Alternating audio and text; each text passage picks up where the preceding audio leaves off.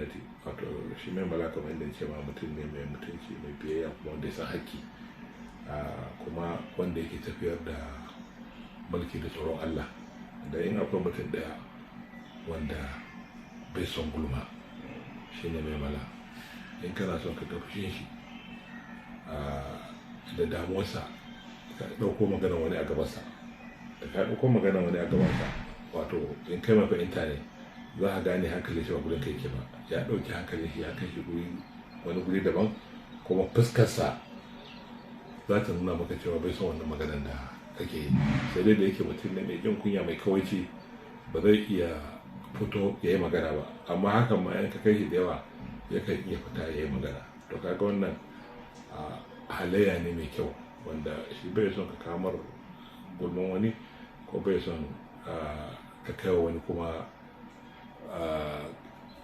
gulman wani. Don shi kwata-kwata mutum ne, wato da turanci natural mutum ne, straightforward mutum ne, wanda tsayayye ne ko miƙeƙe ne, ba shi da tankwasa ko kadan. Na biyu, mutum ne mai kawaici, mai jin kunya.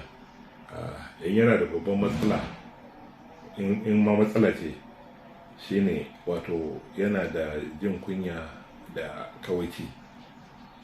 Saboda haka mutum ne wanda zaka zo ka gaya mar dukkan abin da ka ga dama, kuma ya saurare ka, kuma ya yi al'amura ya gama da kai, ka tafi ba tare da ranka ya ɓaci da shi ba.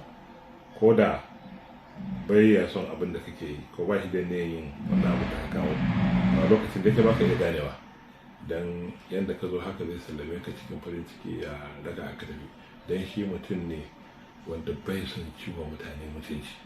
Mutum ne wanda ya san darajar dan adam a matsayinsa dan adam, ko mutum ne wanda ya riki dan adam kuma yake fifita shi a matsayinsa na dan adam. Saboda haka ga dukkan dan adam kenan, babba da karami, yana da mutunci abun shi mai mala. To na ukunsa shine wato mutum ne wanda ba shi da riya. Yana yin ayyuka da yawa da Cigaba ayoyi, amma bai cika son ma a fito a yi maganar su ma balle a san su. Duk da yake da ita siyasa tana son a yayata don a san abin da mutum yake ciki. Amma kaga shi mai mala galibi bai cika son a yayata abubuwan da yake ba. Bai ma ba da ƙarfin idan a yayata. Idan ya yi shi ne don Allah, kuma da Allah ya dogara ya kare shi. Tunda in ka duba wannan Cigaba da ya samu na gaggawa cikin rayuwarsa, ai Allah ne ya san da wannan, yana la'akari da wannan, kuma ne na tabbatar imaninsa da dogaransa ya kai ga Ubangiji. Don haka dukkan abin da yake yi, yana yin sa abin da yake ganin ya dace, wanda zai kawo al'umma sauƙi ne. In ka gada maka yayata, in ka gada maka yayata, shi abu da ka duka oho ne. Shi dai yayi, inda ana yayata abin da mai mala ya yi, da irin rayuwar 'yan adam da ya taɓa wajen taimako, da dukkan mutane za su fito su yi magana. Wato da za ka gane ma kowa ya mai mala. Mutum ne wanda ke ɗaukan ɗawainiyar al'umma da yawa, amma mutane ba sa fita su yi magana. Shi ko ba yana yi don shi ya yi burga da shi bane, ba kuma yana yi don wani ya fito ya yi ta magana ya ba shi bane. Yawanci ma yana yin abunsa ne a ɓoye. Yanzu kamar ni, a matsayina wanda neman mai babban ba da shawara akan harkar noma, a lokacin da nake kan wannan kujerar, ina gaya wa wasu, ina ce ni ina ganin a cikin abokan aiki na masu ba wa gwamna shawara, ni a gani na, ina ganin kaman ba wanda ya samu kula, wanda ya samu fifita abun mai mala fiye da ni. Dan ya yi mun abubuwa da yawa wanda ma ba za su faɗu ba. Ya yi mun abubuwa da yawa wanda shi watakila ma ya ma manta cewa ya yi mun waɗannan abubuwa din.